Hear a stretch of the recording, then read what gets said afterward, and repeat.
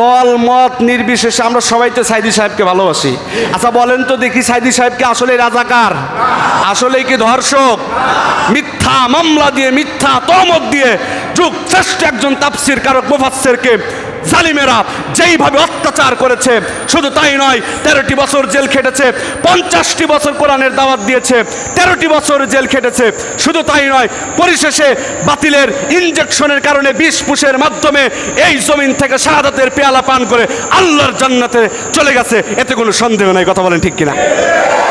আল্লামা দেলোয়ার হোসেন সাঈদী এমন একজন পার্সন, যেই পার্সন যুগশ্রেষ্ঠ একজন আলেম, আগামী 100 বছরের ভিতরে এমন একজন আলেম আসবে কিনা সন্দেহ আছে। কথা বলেন ঠিক কিনা? আল্লামা মামুনুল হক একজন যুগশ্রেষ্ঠ আলেম। এদের মতো আলেম আগামী 100 বছরের ভিতরে এরকম সিংহ পুরুষ আসবে কিনা সন্দেহ আছে না নাই? আমরা আর কোনো দলমত চাই না, আমরা একটা দল চাই, একটা মত চাই, সেটা হলো এই কোরআনের মত। কথা কয় না ঠিক কিনা? কোরআনের মতের বাইরে কোনো মত আমরা চাই না।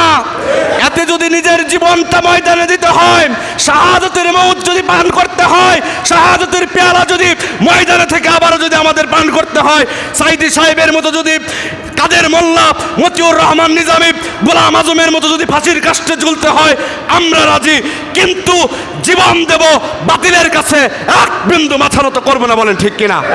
সম্মানিত হাজেরিন, জিহাদ যারা করে, জিহাদের দামামা, জিহাদের শক্তি, জিহাদের আসল পেলা, জিহাদের স্বাদ যাদের ভিতরে আছে, তারা কখনো বাতিলদের দেখে ভয় পায় না।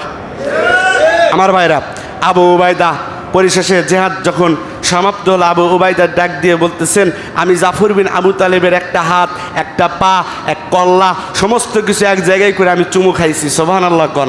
চুমু খাওয়ার পর আমি নিজে জানাজা করে তাকে দাফন করেছি। আমি যখন রাত্রের বেলা ঘুমাইছি, স্বপ্নে দেখতেছি জাফর বিন আবু তালেব পাখা লাগাইয়া ফেরেশতাদের সাথে ঘুরতেছে।